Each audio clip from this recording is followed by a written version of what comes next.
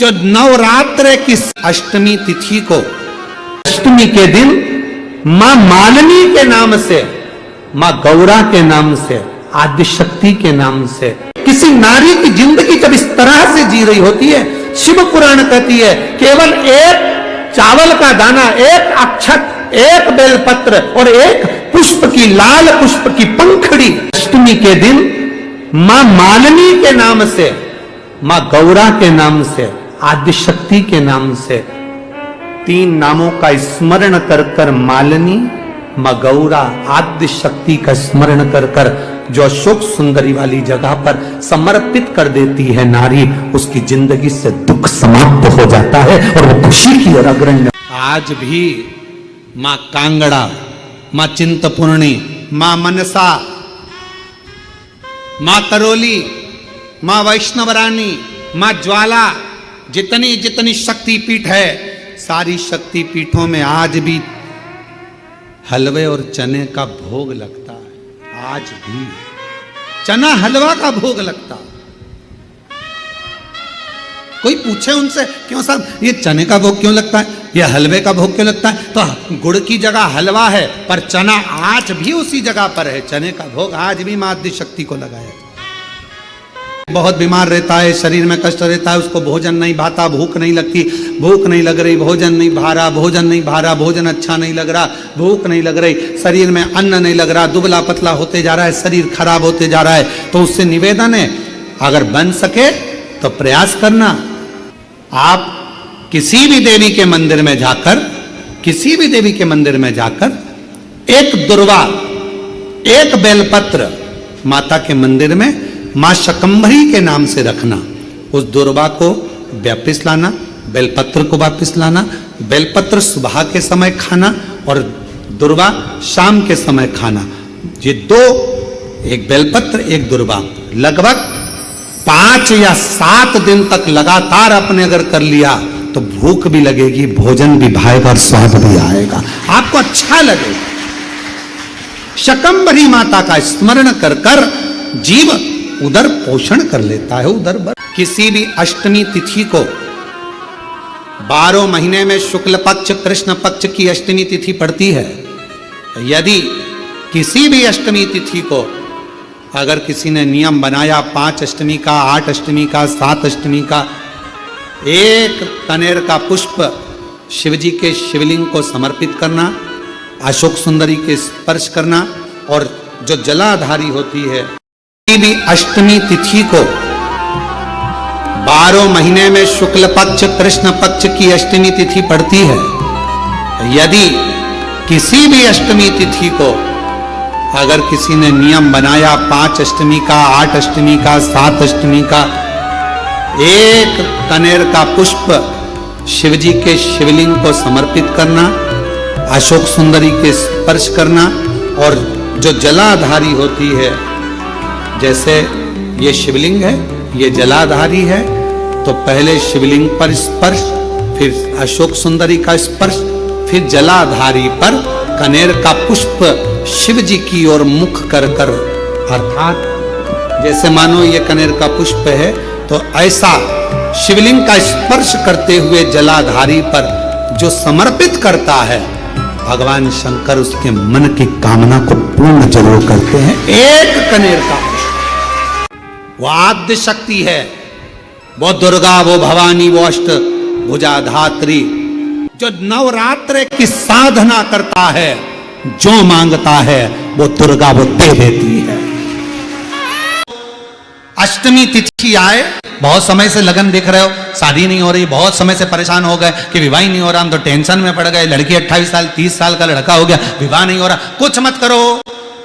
अष्टमी तिथि आए तो अशोक सुंदरी वाली जो जगह है वहां पर हल्दी की 7 बिंदियां लगा दो, लड़का लड़की का हाथ उस बिंदी पर रखवा दो, उसका नाम गोत्र बोलो, उसी हल्दी में उसके हाथ पीला करवा दो, और पीपल के पेड़ पर उस हाथ के 5 छापे पड़वा दो। 3 महीने में विवाह पक्का हो जाता है।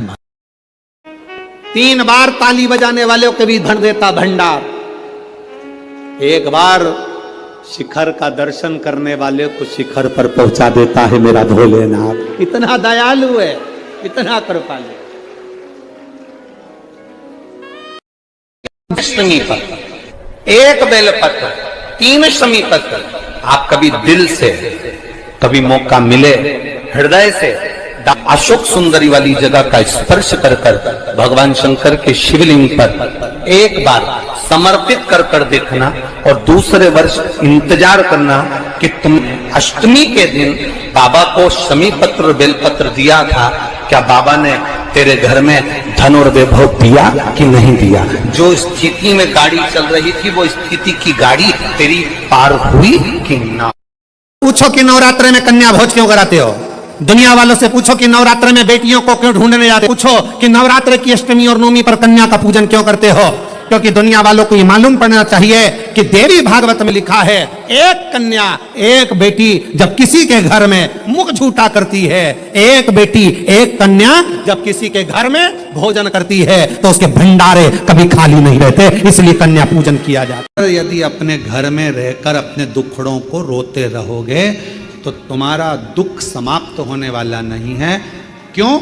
भगवान प्रतिदिन अपने घर के बाहर सुख को, लक्ष्मी को, संपदा को, वैभव को, नंदी को रोज भेजते हैं। और हमारे घर में हम अगर पुराने दुखड़ों को रोज रोएंगे तो हमारा सुख हमारे घर में कभी प्रवेश नहीं करता और दुख जिंदगी भर बना ही रहता। अपने दुखड़ों को रोना बंद करो, परमात्मा का भजन करो, अच्छा सोचो, अच्छा विचार करो।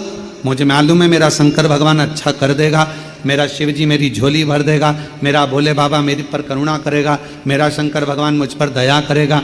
अच्छा सोचिए। घर में कोई त्योहार हो, घर में कोई उत्सव हो, घर में कोई फंक्शन हो, पूजन हुआ, उसके तुरंत बाद झाड़ू नहीं लगती ना, घर की पूरी संपदा बाहर निकल जाती। जब कोई कन्या, पुरुष, कोई स्त्री अपने घर में आकर मुख झूठा करता है तो उसके तुरंत बाद झाड़ू नहीं लगाई जाती, वरना घर की पूरी संपदा बाहर निकल जाती।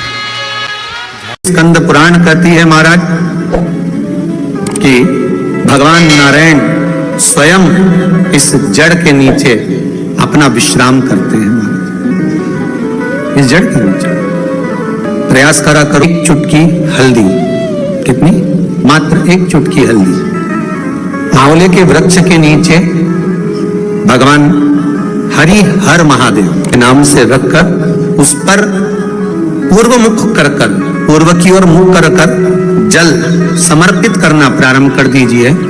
आप अगर प्रयास करेंगे अष्टमी की अष्टमी, और हमने पहले भी कथा में कहा है, ध्यान लगाकर सुनिएंगे तो स्मरण में रहेगा, पराया धन और पराई स्त्री एक दिन व्यक्ति को बर्बाद कर देंगे। पराया धन और पराई स्त्री एक दिन बर्बादी के सिरे पर ले जाकर छोड़ दे। थोड़ा स्मरण में रखिए, आपको स्मरण में रहिए। करोड़ों का किसी का धन पड़ा हो ना, किसी का वैभव पड़ा हो, करोड़ों की दौलत पड़ी हो ना, वो किसी काम की नहीं। अगर आपकी है तो आप स्वीकार करिए। और हमने मात्र एक बेलपत्र और एक दुर्वा, दुर्वा जानते हो ना, दूब बोलते हो कि दुर्वा बोलते हो? हाँ, दुर्वा बोलते ना, हरा कलर की। एक दुर्वा और एक बेलपत्र।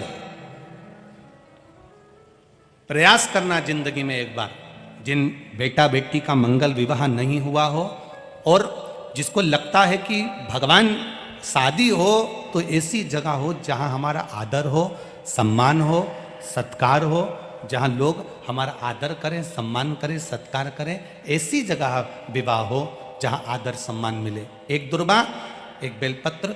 अष्टमी के दिन नंदीश्वर का स्पर्श कराकर, नंदी का स्पर्श कराकर, जलाधारी का स्पर्श कराकर शिवलिंग के ऊपर समर्पित कर देता है, उसको जो वर प्राप्त होता है और घर प्राप्त होता है वो अच्छा ही प्राप्त होता है। अदालत तक नहीं जाना पड़ता, तलाक तक बात नहीं पहुंचती और उसके घर में सुख और समृद्धि रहती। क्या क्या चढ़ाना है? जम के बोलो जरा। एक दुर्वा और एक बेलपत्र। जब किसी व्यक्ति के घर में एक बेटी का जन्म होता और बेटी की किलकारी, बेटी के पांव की खनक, बेटी के किलकारी पांव की खनक, बेटी के चरण जब किसी के घर के अंदर आते हैं और यदि शिव कृपा से, भगवान की करुणा से, भगवान की दया से माता पिता उस बेटी की परवरिश कर कर उसका कन्यादान अगर कर देते हैं तो उस माता पिता का भी अगला जन्म नहीं होता, वो इस जन्म और मृत्यु के प्रपंच से छूट गए। अब इससे सरल क्या हो सकता है, जरा विचार करिएगा, जरा बहुत सावधानी से इस कथा का स्मरण करिएगा, बहुत ध्यान से सुनिएगा कि बड़े बड़े तपस्वी तप करने जा रहे हैं, साधना वाले साधना करने जा रहे हैं, उपासना वाले उपासना करने जा रहे हैं, व्रत वालों ने व्रत रखा, साधना वालों ने साधना करी, तपस्या वालों ने तपस्या करी, और कंदराओं में बैठकर कोई संत बन गया, कोई साधु बन गया, कोई तपस्वी बन गया, कोई साधक बन गया, कोई उपासक बन गया। किस लिए? कि हम जन्म और मरण के प्रपंच से छूट जाएं। पर शंकर भगवान ने माता पार्वती की साक्षी में कात्यायन ऋषि से कहा कि जब किसी गृहस्थी के घर में एक बेटी का जन्म होता है और उस बेटी की परवरिश जब माता पिता करते हैं, बेटी के किलकारी जिसके घर में गूंजती है और बेटी के चरण जिसके घर में पड़ते हैं, और बेटी का जब कन्यादान होता है तब माता पिता फिर कोई जन्म नहीं लेते, वो माता पिता परमात्मा की शरणागति का सुख भोगते। अब इसमें सबसे ज्यादा जरूरी चीज कौन सी है? एक बहुत ध्यान देने वाला विषय है, थोड़ा ध्यान दीजिएगा। दक्ष प्रजापति के घर में 60 कन्याओं का जन्म हुआ। उसके बाद दक्ष प्रजापति भगवान से कह रहे हैं, देवी जी से कह रहे हैं, मां मेरे घर में एक लड़की और देना, एक बेटी और चाहिए मुझे। जगत जननी दुर्गा कहती है कि तेरे घर में बेटी कहां से आएगी, मैं खुद तेरे घर में बेटी बनकर जन्म लूंगी। सती आई। दक्ष प्रजापति ने शंकर जी का अपमान करा, दक्ष प्रजापति ने देवताओं का अपमान करा, दक्ष प्रजापति ने अपशब्द कहे, दक्ष प्रजापति ने गाली दी, दक्ष प्रजापति ने ताना दिया, दक्ष प्रजापति ने आड़ा टेढ़ा बहुत सारी बातें कही। अब दक्ष प्रजापति को तो नरक जाना था, दक्ष प्रजापति को तो नरक भोगना था।